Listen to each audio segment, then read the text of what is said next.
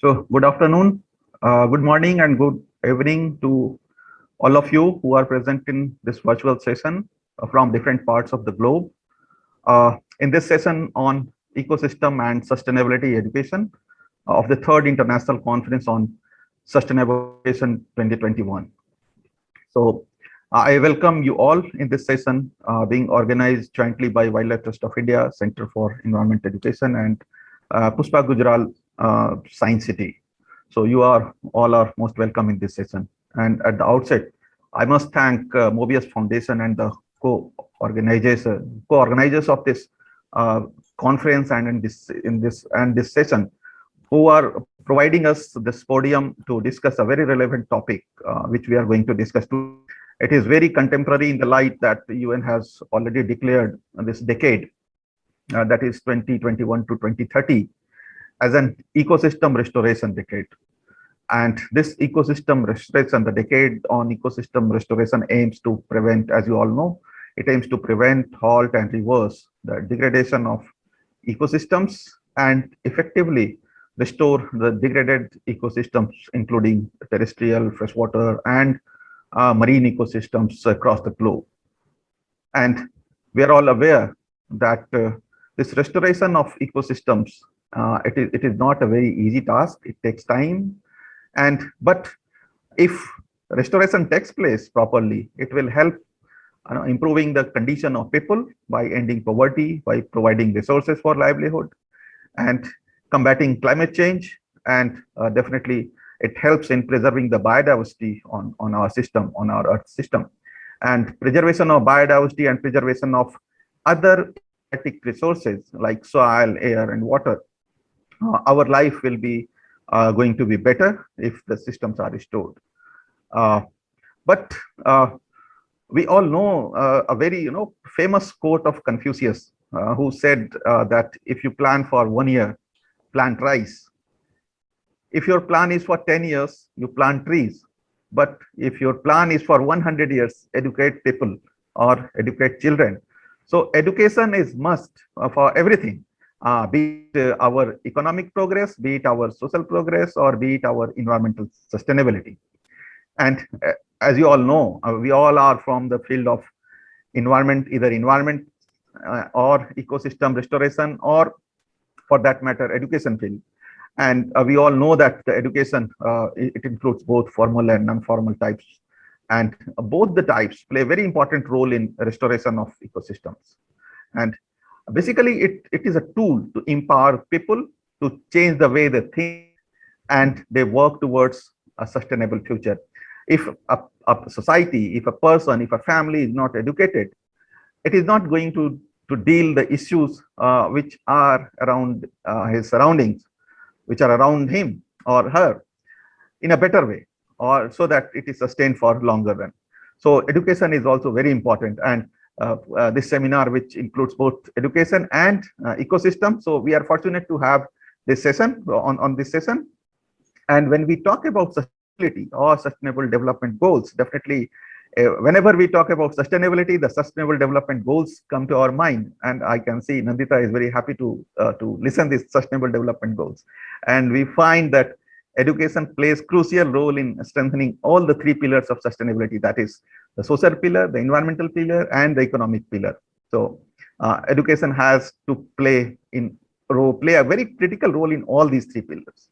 And education for sustainability, as we talk today, it fosters more conscious society. It is not only the knowledge, it increases the consciousness of society towards sustainability, and it helps in transformation of our behavior, of our doings that we do every day with the systems around us. That is, those are important for our survival. And we all know that without education, without knowledge, we cannot restore the systems, because today's topic is more related to systems. So we must understand that it has to play a very key role in restoration. Means the education and awareness has to play a very key role. And this education or awareness, it is not only the education that we get through formal education, formal systems of our society, of our system, but it also includes the indigenous, traditional, local, and other scientific methods that are available with our community in different strata of our society. And the objective of this session is to identify the for sustainable education, sustainability education as a key driver that offers solution for restoring ecosystem. So we need to focus our discussion on sustainability education as a key driver for restoration of ecosystem or maintenance of ecosystem or generate information on ecosystems. So today we have panel of speakers from different renowned organizations who are either practicing or guiding sustainability education. Some of us are doing work on the ground, but some of you are guiding the entire process of education, especially the sustainability education. We will listen to them definitely on how their ideas and actions contribute towards enhancing the understanding about the different ecosystems, then the understanding the issues in different ecosystems, and how can we restore these ecosystems, the ecosystems which are degraded or on the way to degradation. So we have 4 presenters today, 4 speakers. So the speakers on our panel today are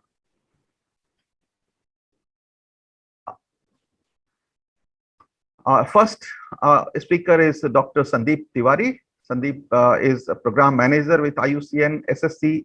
SSC stands for Species Survival Commission, Asian Elephant Species Group, and he is also the Joint Director of Wildlife Trust of India. He is a biologist and conservationist, and he has been working actively for wildlife research and conservation action for the last 25 years. He holds a master's degree in zoology and PhD in elephant ecology and behavior. And his expertise in wildlife corridors, especially the elephant corridors, then human-elephant conflict mitigation, wildlife policy, linear infrastructure, and not only the problems, he has also experience in and interest in restoration of the corridors and other ecosystems which are used by elephants. And he is also a very active member of IUCN Species Survival Commission's Asian Elephant Species Group, and he is also a member of IUCN World Commission on Protected Area. So welcome Dr. Sandeep Kumar Tiwari on this panel. Okay. The next speaker is Dr. Sirish Guru. He is Senior Program Coordinator of Coastal and Marine Program, Center for Environment Education. He holds PhD in Marine Sciences. He is also the National Program Manager for the International Blue Flag Beach Certification for India. And he has been working on various aspects of sustainability, coastal disaster risk reduction, mangrove conservation, CRZ policy intervention, and more recently, he has been involved in literacy and marine litter campaign and rejuvenating coastal urban spaces as part of Chennai Mega Street. So he has long experience on marine ecosystem and education both. The third speaker of today's panel is Ms. Nandita Mathur. Nandita is SDG Coordinating Center Lead at Punjab. He is working with UNDP and he is based at Chandigarh. And she has over a decade of experience in the field of women livelihoods, climate change, rural development, and besides many program development activities like developing management and monitoring and evaluation framework, stakeholder engagement and management, etc. She was associated with NRLM, a very important program which is going on in our country under the Ministry of Rural Development. She holds a postgraduate diploma in environment management from IIFM, that is Indian Institute of Forest Management, and she holds a Bachelor of Engineering from Rajiv Gandhi Technological University, Bhopal.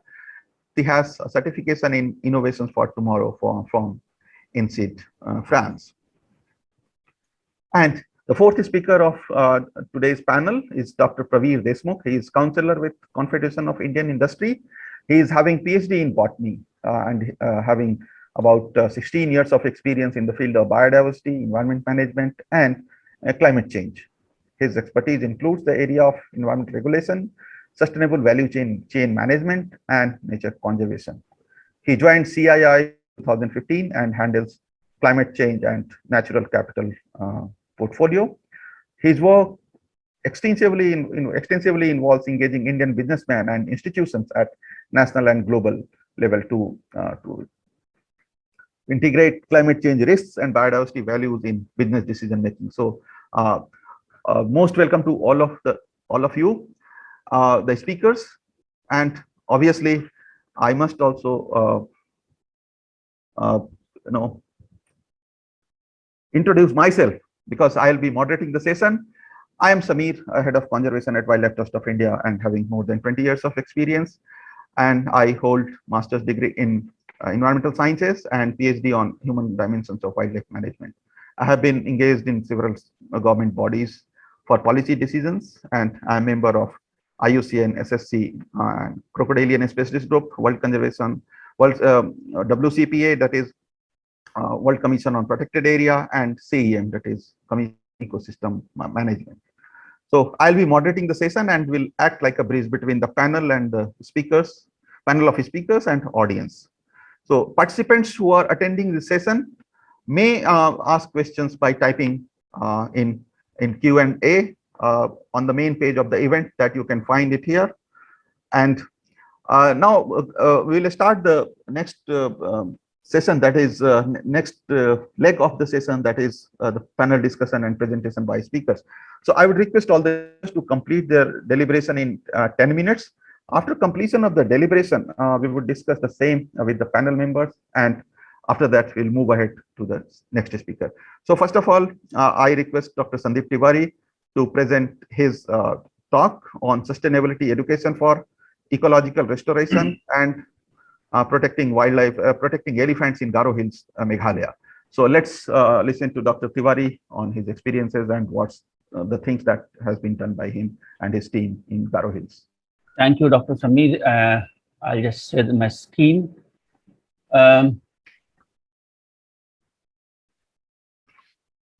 Is it visible, the screen? Yes.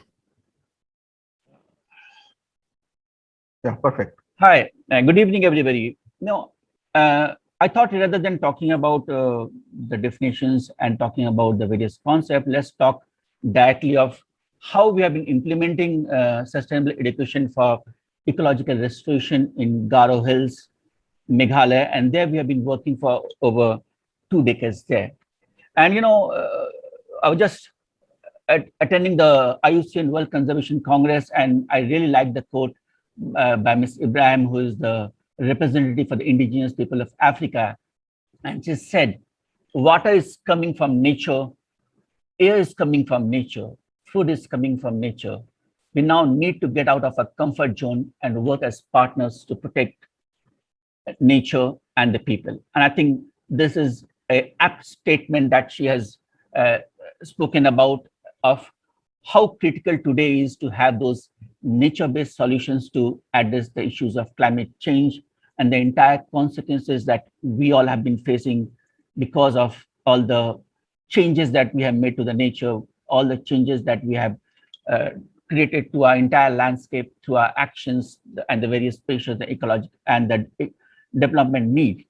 And for that, one major thing that we have really been able to do, or think that we really need to take it on a priority is, how do we restore the system, ecological system that has been badly damaged or ruined because of all the biotic pressures and the developmental need of all of us.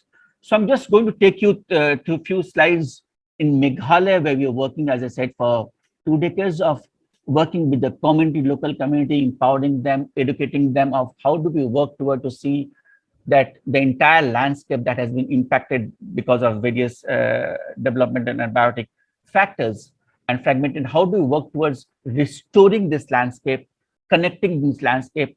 And our focal aim of going to this landscape was, how do we protect elephants? Although we started with elephants as a flagship, but then we moved into having willow gibbons, or mushies and other species. So we started working on terrestrial ecosystem, aerial and aquatic system. And this is what the system, landscape is. This is the Nokarik National Park, Balfakram, many of you know that. So we are trying to see how do we provide connectivity between this landscape, but also to see that how we are able to strengthen the entire habitat in this landscape, so that not only the connectivities are ensured, but the entire landscape is sustainable enough to provide, ecosystem and support the biodiversity of this area. The area is quite rich in terms of biodiversity, both flora and fauna. And the Nokarik National Park is in fact known as the citrus gene bank, supporting about 47 varieties of citrus indica. And the landscape also supports about 1,200 to 1,500 odd elephants.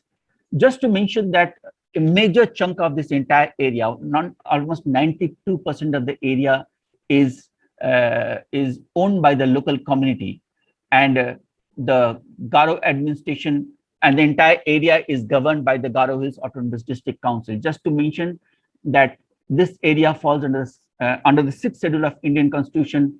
The tribal dominated areas have been given the right to govern, and this is one such area where you have the tribal council. So you have the central government, you have the state government, and you have the autonomous district council that governs this area. So the entire administrative control of about 92% of the land is under the council. Apart from the biodiversity, this area supports is also equally rich in the mineral resources, ethnic and cultural biodiversity. And among the drivers for impacting the entire habitat has been the age-old practices of slash and burn cultivation, which was a sustainable mode of way of agriculture practices till about few decades back, when this entire June cycle was of 15 years or 20 years. Now with loss of soil fertility, the June cycle has reduced to almost 3 to 4 years. The area, as I said, also has rich mineral deposits. So the open cast coal mining, limestone mining, they have all impacted the habitat and and led to a lot of consequences on human life, which the people have slowly started feeling it. So we started working with this community, and we thought that not only we have to work towards providing connectivity, but we have to also ensure that the area that has been degraded or left barren by human slash and bulk cultivation, how do we restore this area so that a larger area is available for wildlife, and these areas are connected so that they can move and a larger habitat available. So one of the main way of doing it is working with the community, sensitizing them on the issue, trying and understanding is what are the threats to this landscape, how these threats are impacting our life, and what has been the positive factors of these threats. And let me just tell you example. For example, in Garo Hills, water was never a scarcity. I've been going to Garo Hills for almost 3 decades. But lately, last 1 to 1.5 decades, water is becoming a crisis. And if you go to West Garo Hills, for example, my fill station doesn't get water for almost 2 to 3 days in a week. So water is becoming a scarcity because many of the catchment areas are drying up, have lost, and the sources of water are drying up. The Simsang River, which is considered as the lifeline of Garo Hills, with a lot of fishings and other stuff, and providing water to the entire landscape, that is, the water levels have degraded because of the open cast coal mining. The entire riverbed is full of coals, and the quality of water has decreases because of the fragmentation of the landscape. The human wildlife conflicts have been. So we've been talking to these people and trying to connect the consequences of climate change, habitat degradation that these people have been facing with the life, and trying to correlate of what are the contributing factors. Then we have been working with these people jointly to plan to mitigate these impacts using the traditional knowledge and synergizing those traditional knowledge with the scientific knowledge, and see how do you balance and work toward that. And then working on skill development, educating them, and jointly implementing this the plans that are being produced. And then how the community gets benefit out of the entire conservation initiatives that they have been taking and doing it, both in terms of impact on their life vis-a-vis climatic changes, but also the livelihood that they have been earning because of this, and sharing their example with others and creating a successful model. And next 2 slides, I'm just going to take you to this entire process.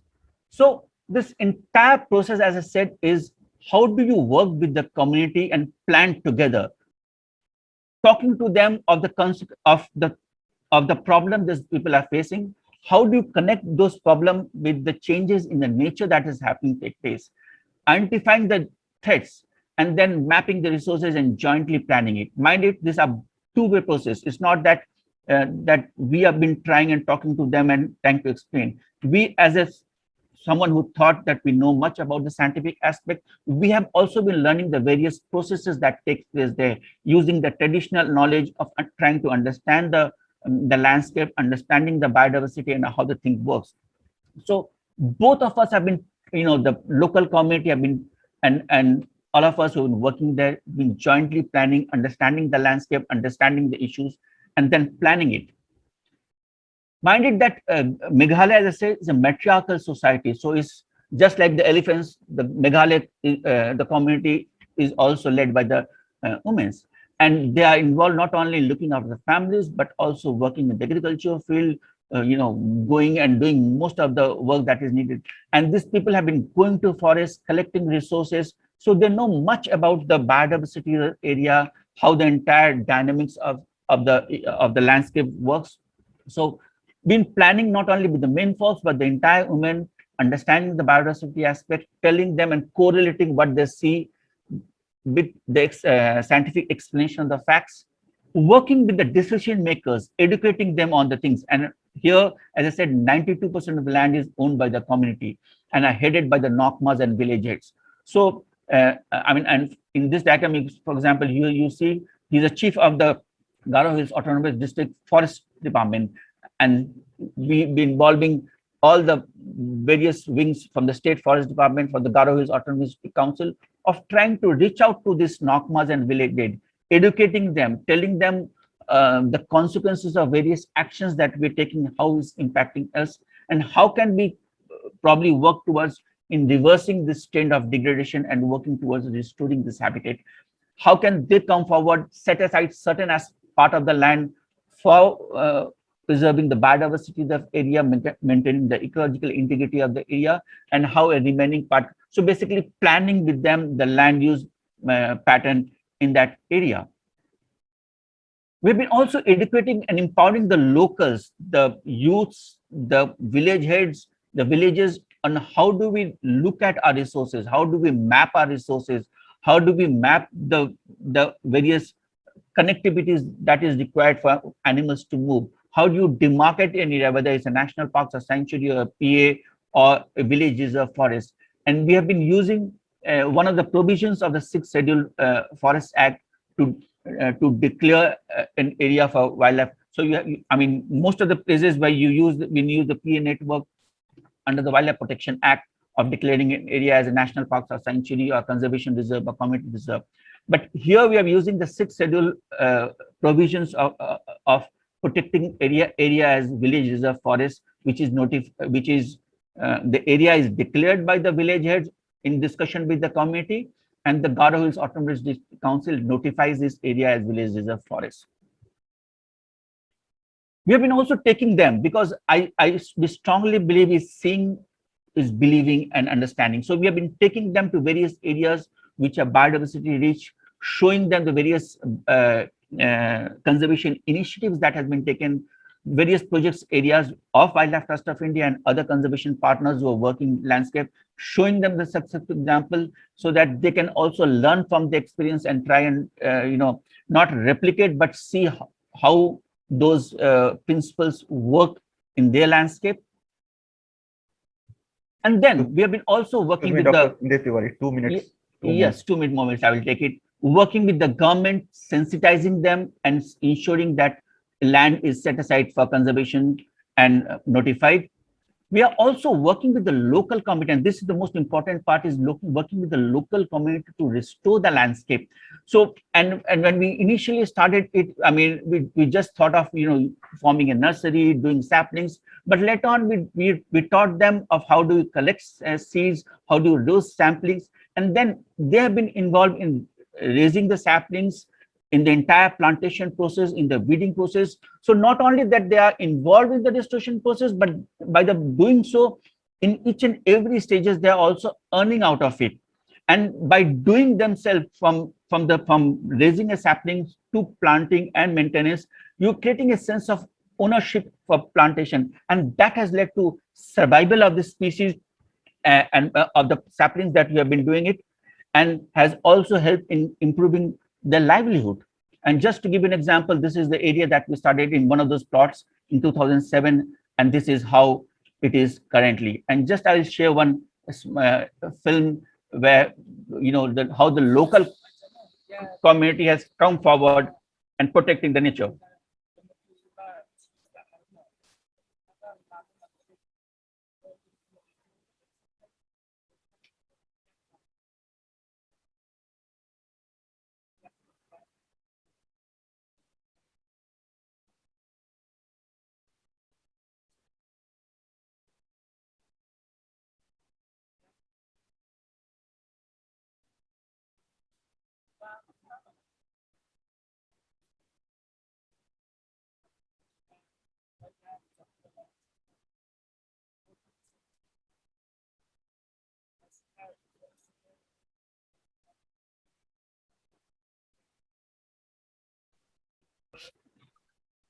Uh, we have also been working and educating them on skill development of using the various green livelihood mechanism, so that the footprint on the environment is minimized and they carry on these activities, whether it's fishery or terrace cultivation, other things, in a more scientific way that increases the yield, that increases their earnings, but with less impact on the environment. We have also been working to how do we educate the future leaders. So the use, whether it's in computer education or whether providing them with resource material for, on biodiversity and restorations, or, helping in repairing the depleted school buildings, or using them for the entire conservation initiatives. We have been working with various schools at various, from almost class 1, 2 till, and involving them in the entire process. For example, here, this is one process where we bringing the child to plant the thing, and as they grow in their life, how the plants are growing, and they are the one who works an ambassador of carrying forward this message of conservation to the parents, working to protect, keep the environment clean. We have been also using campaigns to reach out on various issues across the various occasions, so that the message of conservation goes from these children to the parents and their friends. We have been also using various innovative mechanisms of educating them on environmental issues that threat.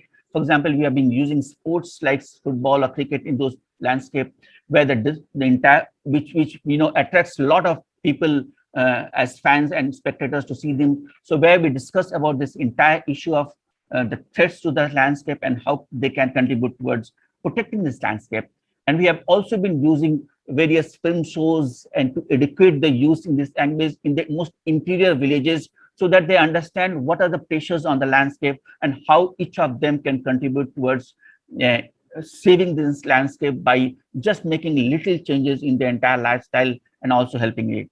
And while doing this in last 2 decades, there have been a lot of positive changes that has happened and a lot of wins that happened. For example, there have been 2 elephant corridors have been secured in this landscape, and the third is almost on the verge of being secured. About 20 village reserves have been formed, and 4,000 hectares of area has been set aside for conservation as village reserve forest.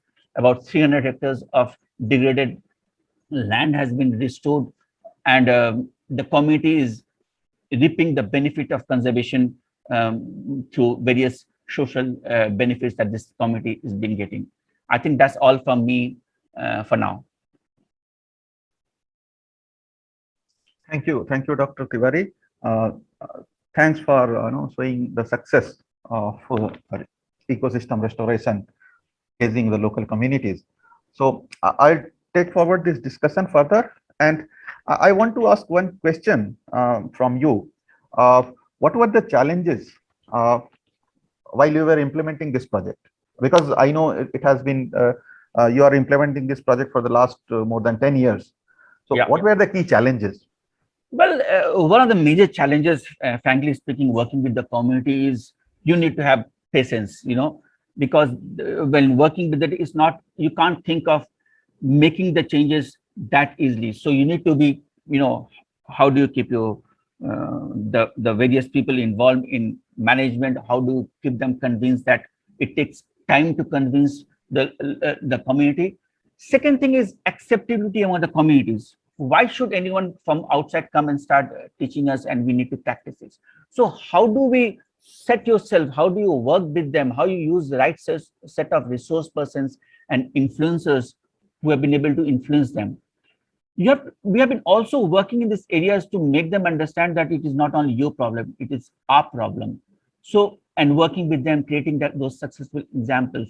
And one most important thing, I mean, I don't know whether I call it a challenges, but is how do you use innovative way of reaching out and taking the message of education of protecting the biodiversity and ecological restoration to people.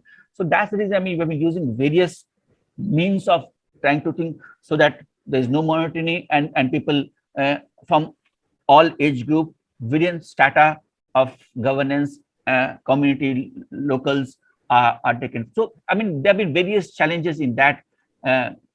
Most important challenge is how do you influence the policymakers? So, we have to make them understand the consequences of environmental changes that's happening on the life of the people, and how can we all work toward to doing that. And maybe the most important challenge was how do you bring in resources to probably address these issues. So there are multiple challenges on multiple front, but the key is how do you find innovative ways of reaching out to these people. Okay, thank you. So if there were lots of challenges, definitely there were opportunities as well that you utilized properly, and you are trying to bring back the habitat in its natural state. So any opportunity that you see to replicate this measure in other areas or other ecosystems? Well, as I said, there have been various facets of work that we have been doing there.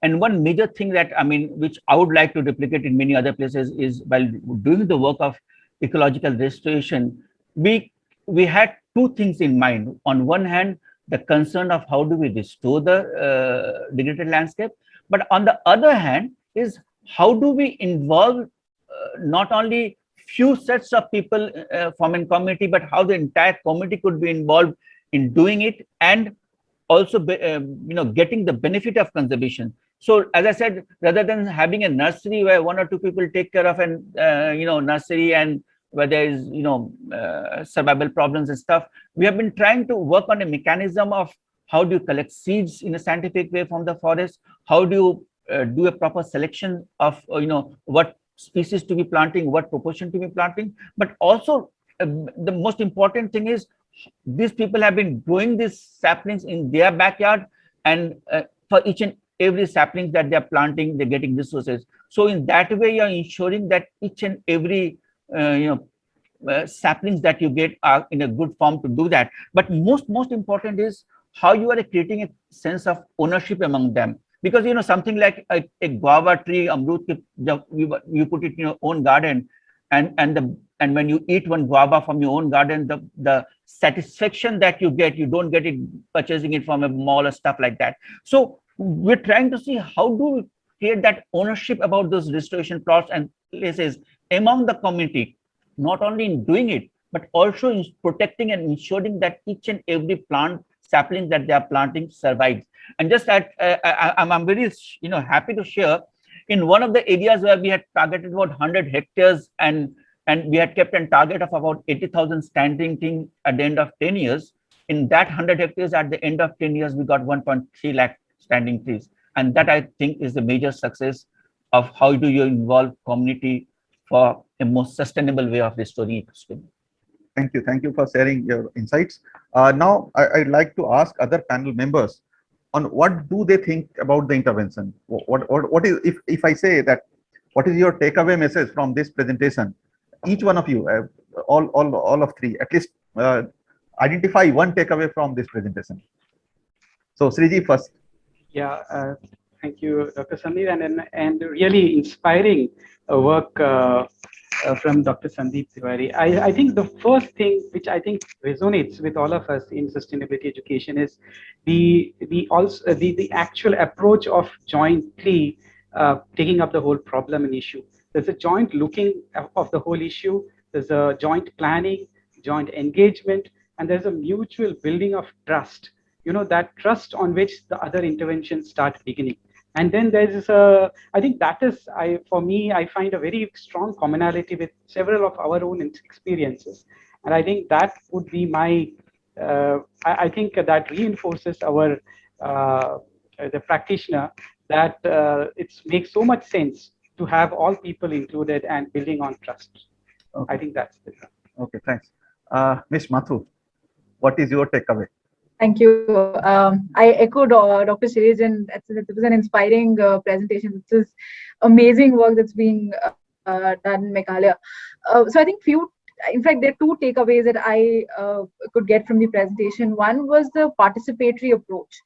And I think Dr. Tiwari initially pointed out that, why should somebody listen, some outsider goes to the community and speaks about stuff that they've been doing for a very long time, why should they listen? So it's very, very critical to involve the communities right from the beginning and right from the decision making stage and right from the designing stage. So I think the participatory approach, I'm sure, must have helped in building that trust that we're all talking about. And I think secondly, the linkage to livelihoods is also, I suppose, very, very crucial when we're talking about ecosystem restoration. Ensuring that the livelihoods, that the entire cycle of livelihoods is also completed, engaging youth in terms of creating more green jobs. And the entire focus right now on skill development is on green jobs. So I'm sure that these creating a livelihood angle and bringing the livelihoods angle to the entire ecological restoration piece is also something that I think is should be replicated elsewhere as well. Oh, great. Great points. Dr. Deshmukh, what is your takeaway from Dr. Tiwari's presentation? Yeah, it's a very encouraging stories and perfectly the thing what I would also like to focus on it. And I think the very important learning for me or the takeaway is again creating ownership between the stakeholders. So because maybe we will be there for a very short time, maybe for 1 year or 2 years, but ownership and they are managing that resource sustainability, and that actually a success of education or the sustainable education. I think that is the takeaway for me. Yeah, over to you. Okay. Thank you very much, Dr. Tiwari and all the panelists for contributing to this discussion. Now I would like to invite Dr. Sriji Kuru on key challenges and strategies for engaging citizens, communities towards sustainability education for restoring ecosystems. So the floor is to you. Thank you, Dr. Sandeep. I'll just try to share my screen. 10 minutes, Yeah. may take 2 minutes more. Thank you.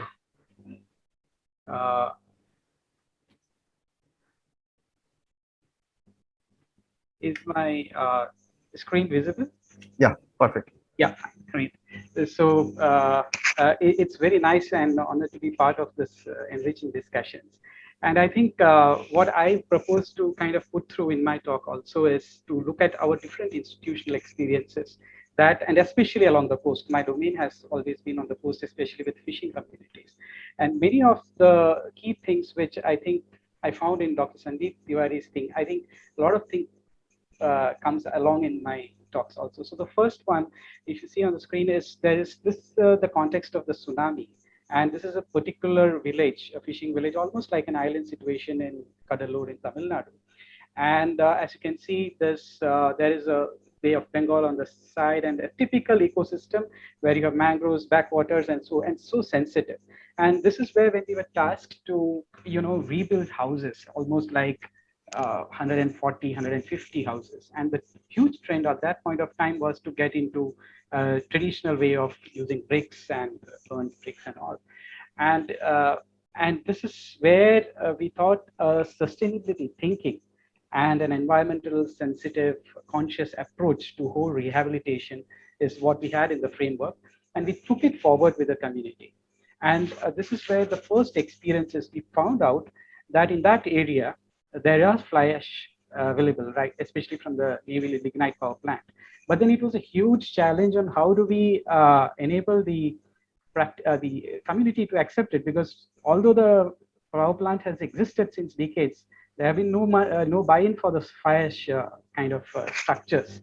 And then this was a very, very challenging yet very inspiring, surprising lot of things. We took these fly ash bricks And with the Indian Institute of Science of Bangalore, we were able to come out with a system, a mechanism, where they could kind of build their own blocks. And these were all tested, etc. and all.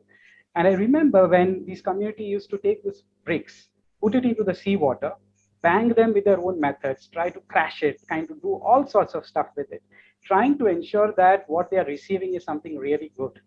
And not only that, we were able then to take a certain part of, key leaders from there to Bangalore, took them to the similar areas where the fly ash bricks have been made and utilized. And then there were so many of these semi-skilled workers in that village who were actually, because of the tsunami, trying to go out. And we could bring them in and then kind of train them up into a specific usage of fly ash bricks, particularly the pointing and other kind of construction mechanisms. And we remember that we set it out with one household, and they were, this entire thing, the community came out and said that we will try to identify who would be the beneficiary. We will try out all that stuff. It had, there was no meaning to showing them all the scientific laboratory tests, I should say, although it scrutinizes all the legal aspects. For the community, it has their own testing methods. And that's where after they found that this is a very suitable material, there was an acceptance. And that is where I would like to underline that trust that we got from them, that was something that we spent and built on to bring them a system that, having adopted a material like this, which is environment friendly or looks into several issues, how do we start thinking in a sustainable manner? I mean, sustainability as a way to look forward for developing their village. And then at the end of it, we could very successfully implement it. But the key takeaway, I would say, in terms of the sustainability education and the eco-restoration point of view, or the ecosystem significance of it, is that we were not at all kind of disturbing the regular social dynamics, the traditional systems, or any of introducing novel material, which otherwise would take off their localized materials and bring more pressures. And then we have this whole system of a participatory assessment. And I would mention here that it's important that the key leaders are taken. The key influencers are the people here who then take it and transmit and have a multiplier effect within the community. So there were the women, there were the youth, there were the key village leaders, there were also participants, I mean, people from the local administration. And they could kind of do an assessment in which they could, I mean, they have their own ways of judging it. But the main factor is that they could sense that it has helped them kind of prevent a lot of fertile soil loss, which would have otherwise gone into brick making. How much of energy they saved. Now, there was a challenge of translating how much carbon dioxide it, climate change mitigation and all. But then it makes sense to still talk them in this language, because then it brings them to a deeper connect with a larger global issue or local issues. And then they felt that sense of ownership, and having so much contributed so much as a community. It's not just them, it's they're contributing towards a larger aspiration for climate change mitigation and all. And we could calculate from that industry itself that how much of industrial waste we could be reused, especially the fly ash waste. And we had to tweak the designs. Of course, it stands the hazard tests and all, but it was sensitive to their designs to even say how do they want to put a fishing net or a lamp and all. And end of it, I would say it was strongly connected to livelihoods, because then you have an opportunity to skill them up in a new technology, on a new way of designing structures. And the skilled workforce could actually prevent that sort of short-term migration. So this participatory assessments throughout the process helped in actually translating this. And then at least, I think to an extent, we could conserve the ecosystem, natural resources out there. Most importantly, we never touch the groundwater. Imagine if that 144 houses were to draw groundwater from that area, the island, and they would have been into an entirely different situation.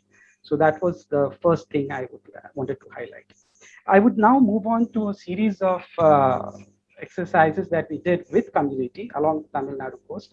And this presentation, what I will show for is also from them. This is from an exercise of workshops on how they would like to sensitize decision makers or their key leaders on their experiences.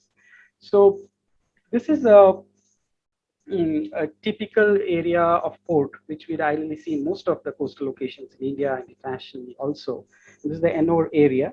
And we could see here that in the deeper areas, in the creeks, you could actually come out with very specific but isolated cases of occurrences of very good growth of Rhizopora, Abyssinia, of course.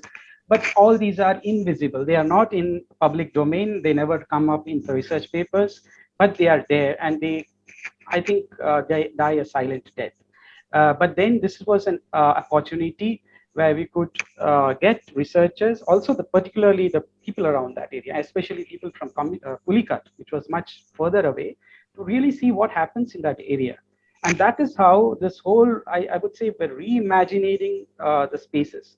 I mean, we need to look at ecology or ecological visualization of our spaces. We are so used to seeing cities or having that identity, the identity with having a space as an ecological thriving entity is lost. So that was the idea here, and we could very successfully take it up in the mapping exercises and bring it to the notice.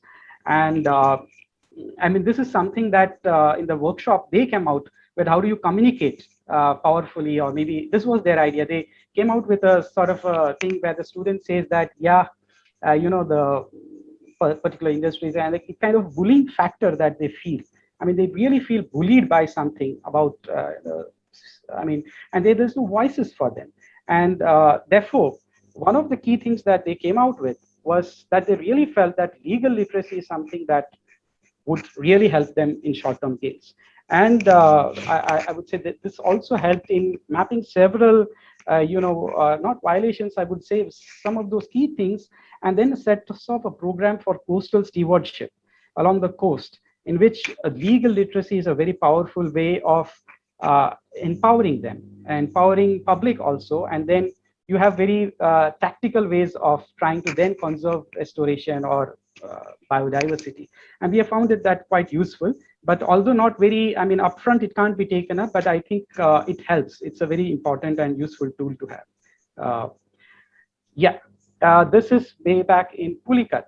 Now, here again, I mean, there was this time where we had so much of opportunity to go straight in and do the intervention. It was very much feasible for us, but then we didn't want to. And we kind of put that thing with the community or the people around that, the youths around that. They had their own specific ideas on how they would want to restore. And they tried it and they failed. And in fact, we also failed, I would say, in that sense, because, but this is something that we learned, that failure has allowed to be happened. I mean, you need to know that mistakes only help us learn. And this is when they kind of realize that you can't just copy paste something that they see a fishbone intervention in Pichavaram can't be just replicated in some other place. That was very important. That's when there was this opening that we came to know. I mean, we could kind of make a breakthrough to say that how do we therefore look at technology? How do you look at new information? And the challenge for educators is how do you simplify it?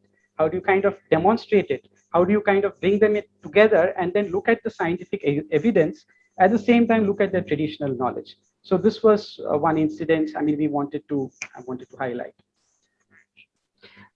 This is also a very stark thing, and this was an exercise which we did with the citizens in Puducherry. So there was this huge advertisement along a bridge, and you could see in the background the mangroves. And this particular advertising space that you say, there was a huge mangrove there.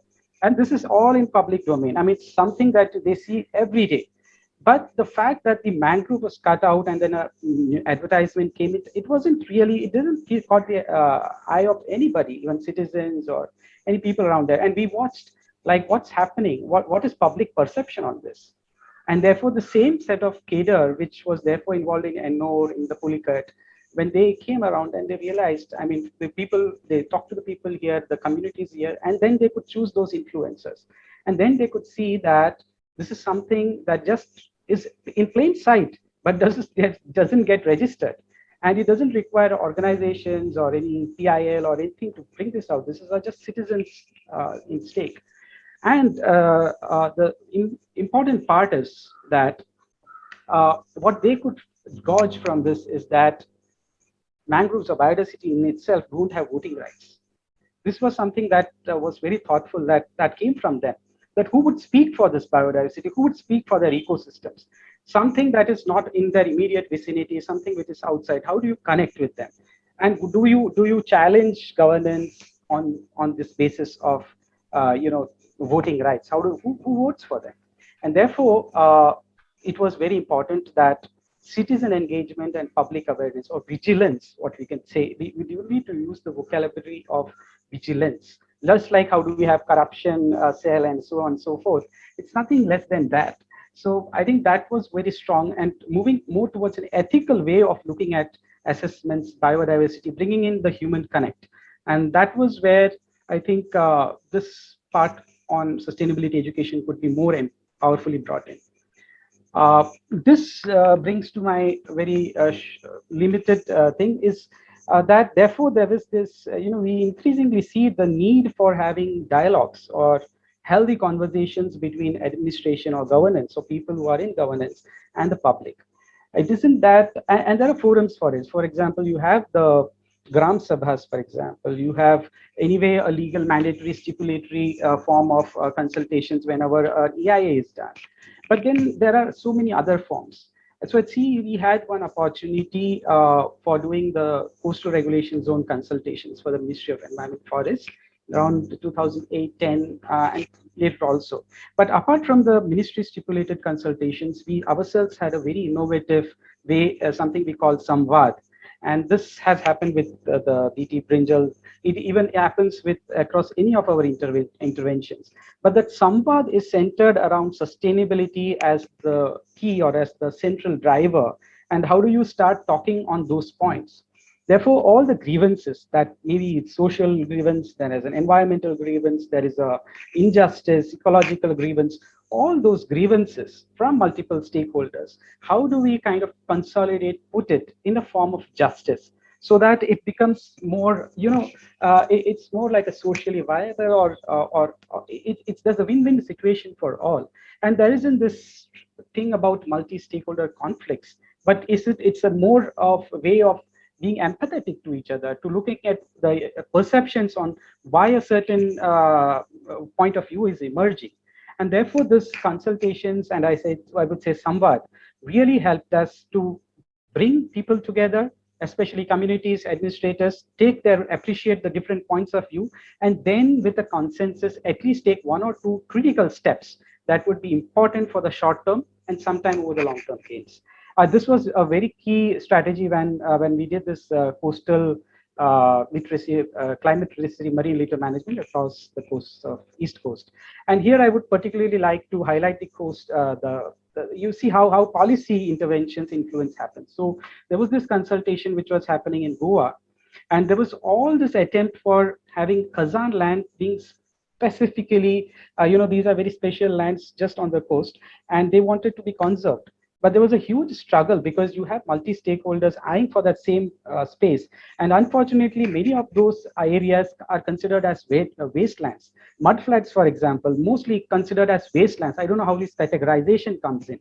But then as ecologists, as environmentalists, as sustainability practitioners, we need to not just from our point of view say, but there's a citizen involvement, a public initiated dialogue to say that there is nothing called wastelands as such. Everything is on biodiversity and biorich and deeply connected to the traditions.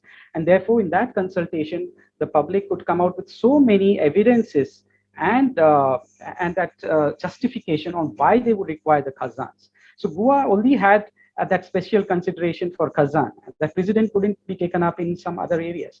But then we saw this power of consultations. And then it's also that political will to come forward in that. And I think that point of time, it was we have very fortunate also to that this belief in this process.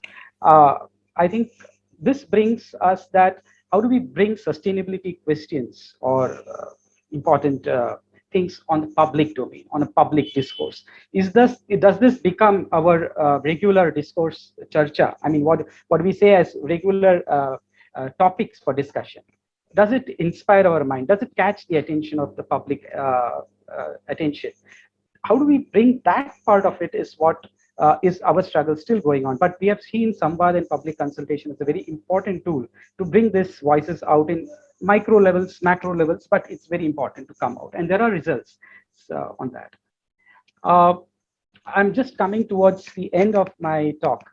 But then this was something reflection which continuously happens, that during this journey we realized that one is about awareness, understanding, but then you could do you can clear ignorance or bring awareness to a person who really is ignorant. They're open to it and they're doing it. But then we, during this eco restoration, especially when there are multi-stakeholder conflicts, you would also have to address those stakeholders or those players who really don't want to listen to you, who know what things are, what are the wrong things, what is happening is wrong, what is the wrong, everything is known. So they tend to act blind. Now, how do you educate them? What are those techniques? Is it only the push and pull factor? This is something I would say is again a challenge. And there have been several ways and tactics. But then how do we create a win-win situation for all? That is the success, and that would be a win for the ecosystem. Because it's not just this generation, because it's the future generations also would live with that. And so this intergenerational transmission of these learnings is a very important factor. And I think all of this needs to come more and more on the public domain. With social media and the information technology, it is coming up. But then the voices have to be more empowered. And therefore, I would say that how do we empower ourselves and design those education communication strategies for achieving those conservation targets. So that was, I think, my very quickly have kind of put my views across. The next slide is about some key takeaways, but I think I will limit my talk to this. But just to, in case to reinforce some of those points, I would just move into the next slide. It's just something that I would what I've been saying here. But important thing is how do we build trust? I think when we say participatory planning, participatory engagement, the underlying thing is how do we gain trust? And this trust is, even if it is from an individual, it makes a huge difference. But how do we build interventions which have these ethics in it? I think this is something, an area that we need to invest in, explore, and that Indian traditional wisdom and that cultural aspects are so strong that there is a way to go about it, to build on trust. But then we have to be very careful that it is backed by scientific evidences, and what we set out in good faith doesn't actually come out doing something else. And we need to have that course corrections, those things. So what are those trust building activities, trust building interventions? That is very much important. The second is, as I was saying again, reimagining the whole spaces with an ecosystem mindset. So we might know the political boundaries, say Gujarat, Andhra Pradesh, Maharashtra. Just visualization is on the political boundaries. Can we visualize an ecosystem boundary for the same region? What would we then call? Say, for example, Vidarbha brings in sense, Uttaranchal brings some sense to it. Can we increasingly use words and vocabularies that reflect this perception of our political and landscape spaces? Then the shared learning experiences. I think that is very critical. These experiences are there, but then how do we share it? I think when it is all together, there is a common vision. And that vision is what drives communities together. And we've been also working with this parampara, or the traditional wisdom, and especially for climate change and lifestyle sustainability elements. Parampara is, or our traditional wisdom, is something I think strongly we can bank on from our communities. Livelihoods Connect is very important. As I was mentioning, Samvad, which has the power of bringing an unorganized group of people come together on some common set of sustainability ideas and then incentivize or collectivize that power as a strategic tool for communication and influencing policy. And lastly, I would just reinforce this legal literacy point of view, because if there is something that has to be done in a very short-term game, you can see with commercial things, civil suits and all, we find it very easy. You take stay orders and so many and so forth. But for an ecosystem approach, ecosystem conservation approach, you need not always have a PIL route. You could always have some very basic fundamental things that every people are aware about. For example, I just remember there was this people in Gujarat around that area where this whole ash which was coming in from the ports was on open conveyor belts. And the people who came to know about this was one person who was, who works with this in this field, and he just put a case of public nuisance, not even environmental, nothing else, just public nuisance to the collector, and that could be the starting point for taking some action, leading on to covered conveyor systems and a better thing. It's that's not that the commerce stops, but it just becomes better. But then you have these tools in place, and rather than taking a very painful journey of conflicts and dharnas and all, this is also some way of empowerment and really creating win-win situations. So I think with that, I would like to just conclude. I think I've been able to convey some of the important. Thank you. Should I stop sharing? Yes, you can. Uh, Stop uh, sharing. Sorry, is it already? No. Yeah. It's stopped, or is it there? Stopped. Yeah, thank you. Thank you. So thank you, Dr. Kuru, for this different case studies that you have presented, and you have very rightly said about how we need to build trust with stakeholders, especially the target communities, to ensure a holistic restoration, right? So and you also said that holistic restoration should take care of livelihood and then topsoil, then solving the problem of energy or using less energy. So it was a different experience, or different experiences brought together to identify and to highlight certain areas which needs a focus while we consider sustainability education. Now I will open this presentation, open this session for other panelists, opinion on that. You have rightly mentioned the takeaways from your point of view, from your perspective, but I would like to go to other panelists and let us hear what is their takeaway from this presentation. So, Dr. Tiwari. Yeah, I think Dr. Kurup, you have given a very good presentation, talking much of how do you collaborate, build trust, talk, sambad. That's one of the most important thing, and educate them. But I think one of the most key message that I've got is how are you giving voice to the people by empowering them, by educating them on all this aspect, and then using that traditional wisdom to connect with the scientific evidence. And by doing that, as you rightly said, you work in a landscape for 2 years, 5 years, 10 years, and then you move out. But for us, it's very critical is how do we empower them to show them the right way of how various actions are impacting our life, and how can we as an individual citizen and as a collective citizen can contribute towards addressing those issues, whether raising it on a legal ground, or directly working towards mitigating it, or taking up with the violators or stuff like that, or how our lives are impacting them. So you have really touched upon the issue of how are you giving voice to these people and making them understand it. I think that's a major take on this presentation.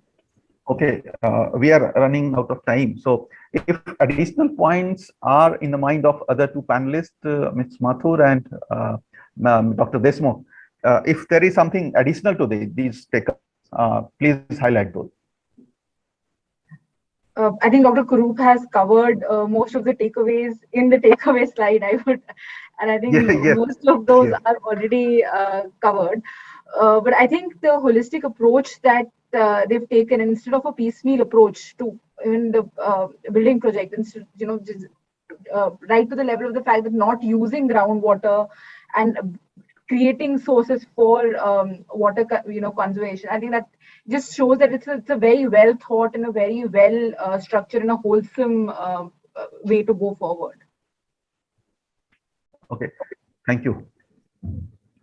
Maybe very quick point from me. It's again recognizing the basic, their own local best practices and then utilizing them. I think that is actually a good trigger to again create more awareness and engage them in the ecosystem restoration.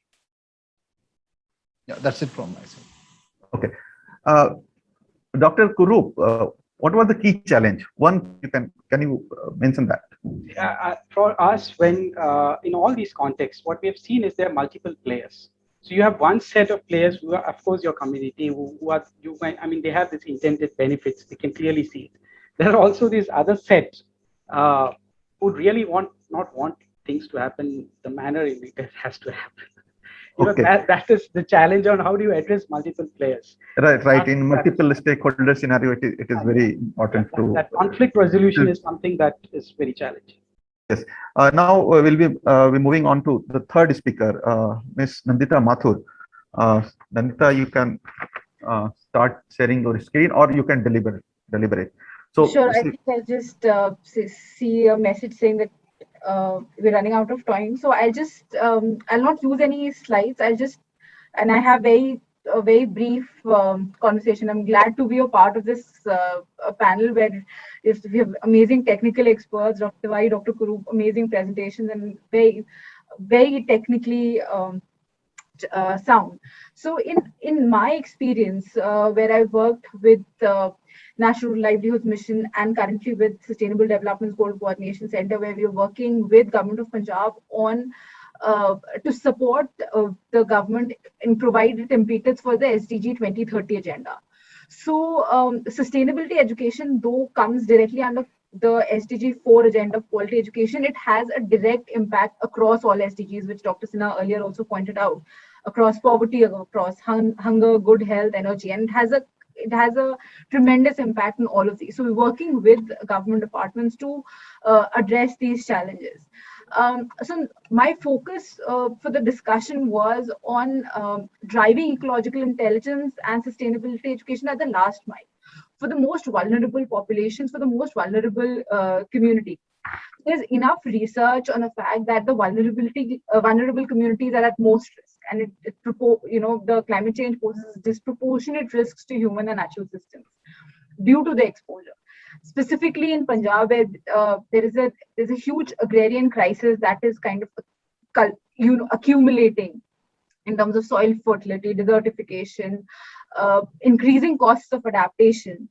It just shows that this is maybe the most opportune time to kind of reach out to the community, especially at the last mile. And thirdly, the most important vulnerable group, according to me, is also the women. I think in the previous two presentations also we said that women are one of the critical target groups that need to be engaged in the climate change dialogue and climate change awareness, because their role and dependence on natural resources is humongous. Similarly, they have disproportionate vulnerability to climate change threats. Few solutions that I have worked on and would want to propose here. So we worked on clean cooking, for example. When talking about communication and awareness, we wanted to promote clean cooking solutions at the last mile. There was a lot of awareness activities that were done in terms of the conventional awareness activities. We have a channel where we create village level entrepreneurs, where women from the own village promote these practices. But nothing seemed to work. There was difficult to create that awareness just with the conventional methods of communication. So we realized that maybe what is needed is a behavior change campaign, a behavior change and aspirational campaign. We proposed a program called On Lines of Master Chef. We created a Dharma Chef program, which was where women were encouraged to come and cook on cook stoves, on induction cooktops, and were kind of celebrated and were recognized for the talent that the cooking talent, something that they're doing at home. It addressed multiple issues. One, it created and that platform was used to create awareness on how this was impacting the forest ecosystem. What are the problems that have kind of accumulated in the past because of the fuel wood consumption in the region, especially in areas of Uttarakhand, where women during the competition mentioned that, okay, I used to get fuel wood. I used to walk 2 kilometers. My mother-in-law said that she used to walk, say, 1 kilometer, and now we are walking 5 kilometers. So conversations like these happen during these behavior change campaigns. which were amazing. And then the uptake of induction cook stoves or other clean cooking solutions really went up. So what we realized was that the communication has to be something on lines of something that is aspirational, something that people understand, and in their own language. Similarly, on sustainable agricultural practices, though in Punjab we haven't been able to take it up in the scale that we want to, is on engaging women self-help groups on zero budget natural farming, for example. So it's a smaller intervention where we're promoting cleaner sustainable agricultural practices. It's been a successful model implemented in Andhra Pradesh, in Odisha, through a state rural livelihoods mission, and that's something that we're trying to replicate in Punjab and Haryana as well. Again, the challenges are huge because it's an agrarian economy. Even getting a piece of land in a village ecosystem has been very, very difficult. But once women have shown interest and they have shown impact in small regions, it has been easier to scale it up. So in few regions that we did it was in Gurdaspur and Fatehgarh Sahib, where few self-help group women could take up sustainable agricultural practices. They learned from peers from Andhra Pradesh and then implemented it. And the visual communication worked way better than the communication that we were trying to that we were trying to convince people for the longest time. On these lines, so I mean, on these lines, I think this is the most crucial and opportune time to create awareness and drive climate literacy amongst communities at the last mile to ensure effective ecosystem restoration. In terms of forest ecosystem restoration, I think Dr. Tiwari has in depth told us on how important it was to have a participatory approach and how important it was to engage all communities and all stakeholders in the discussion. On similar lines, I think when we're talking about awareness, when we're talking about creating that climate literacy, a few areas where I think we can work around is that making this communication again on basis of the traditional practices, but also innovative in ways of how we are communicating. So it could be gamification, it could be digital simulation, it could be as I said, some behavior change practices which kind of celebrates the traditional knowledge. And if you could encourage peer-to-peer learning, I think women SDGs and women self-help groups are a clear example of how peer-to-peer learning has been impactful and how we can learn from that mode of working. And lastly, I think celebrating change makers within the community is also a thing that has worked for us, where we've chosen either women or leaders in the community who have created that impact and then celebrating them and showcasing their work has had a clear acceptance from the community.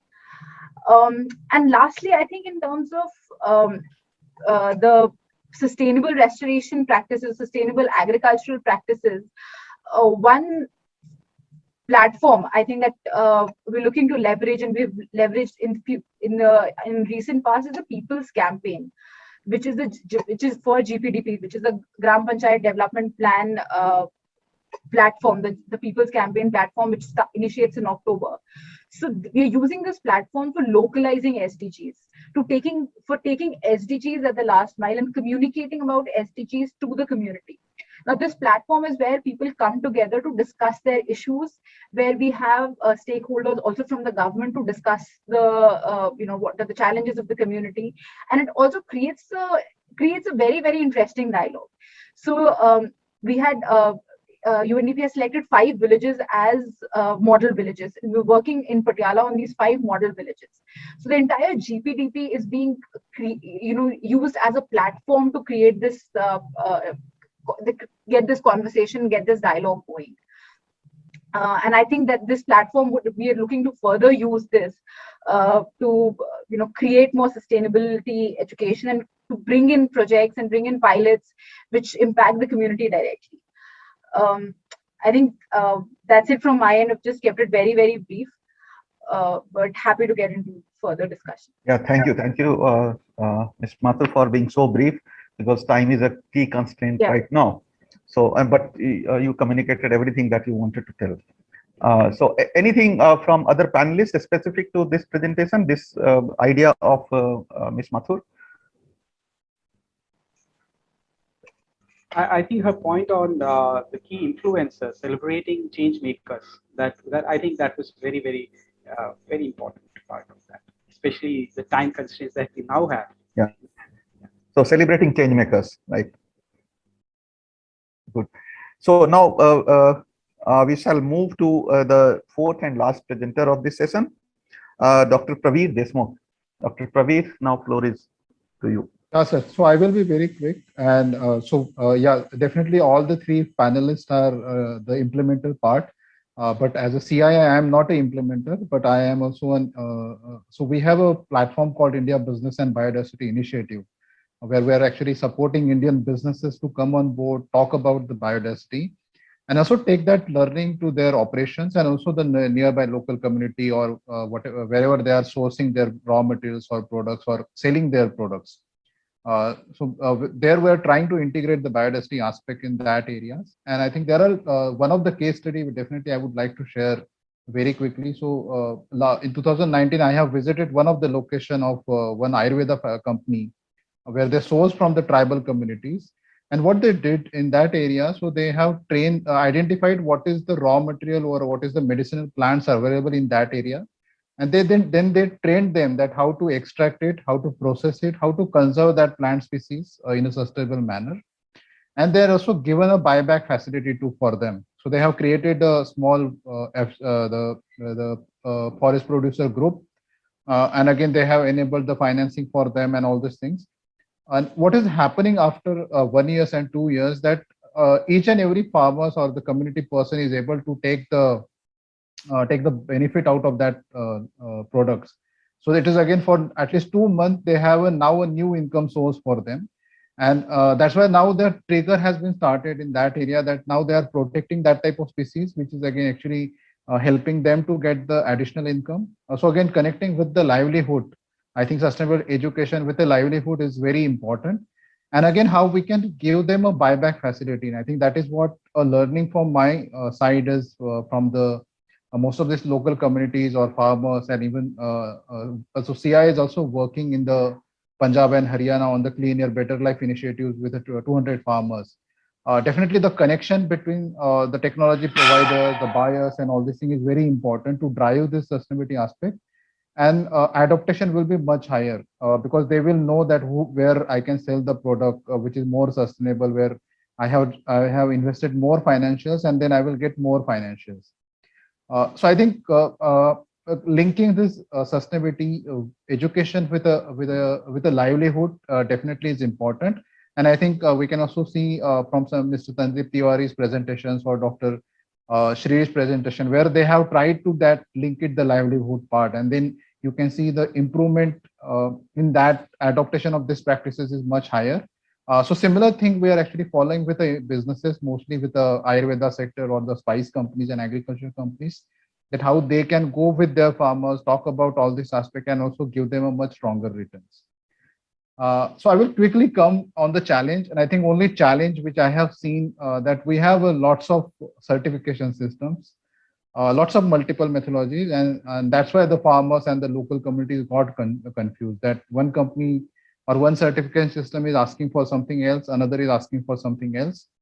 So I think that one of the major challenge I see, because there are multiple people coming with the multiple things, and again, same thing is again new brought in. So I think that's the biggest challenge. And opportunities definitely, if we are able to link it through the livelihood, we will be able to create more and more awareness. And the same example for this opportunity is in a spice sector, when we work with in 2018 with the spice companies in Western Ghat areas. And most of the communities are actually the tribal communities. So they are using multiple layer of plantations there. So we have asked the companies to actually do the carbon sequestration studies, that what is the carbon footprint of that small farm. And because of all the trees and all the infrastructure, natural infrastructure in their premises, what is the carbon benefit they are actually getting. And they recognize that it is a carbon positive plantation or for agriculture system. and they also brought in that information in their final product. And what happens, the suddenly the premium price also been charged on them, and that is again the additional benefit is again brought back to the farmers. So I think opportunity is definitely there, but again, how we are actually sharing that benefit to the local communities, that is very important. And I think that's it from my side, and I will be happy to again discuss separately with all of you that how we can collaborate and work further with the businesses where they might have a much bigger impact from taking the learnings from different practices, and we can extrapolate on the different areas. Thank you, Dr. Deshmukh. Any quick comment from any of the panelists? Yeah, Sameer, I think Dr. Praveer has rightly said that, whenever we have been linking the livelihood issues with sustainable development issues, the things have been quite, whether in terms of the impact of the environmental degradations or ecosystem degradation on the livelihood, or in terms of skill development that could really help them bring, or linking your conservation initiative that could further improve or strengthen livelihood. Those things have really worked well in most landscape.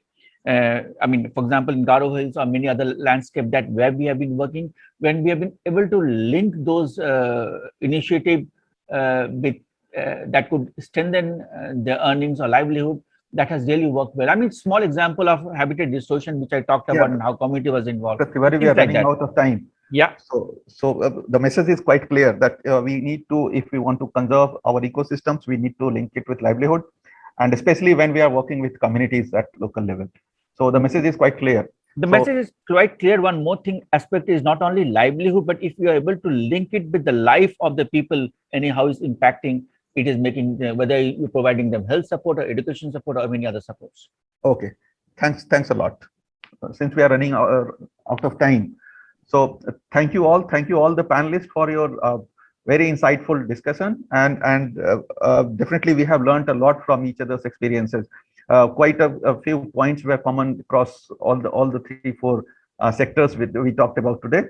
But the key thing is the same. That is, if you want to conserve your ecosystems or you want to protect the resources, you need to use your communities, you need to use your stakeholder in a proper way, and that way is the education, the sustainability education, and this helps a lot while you are implementing any project, restoration project, be it an ecosystem, be it a species restoration project or ecosystem restoration project, or for that matter any genetic diversity.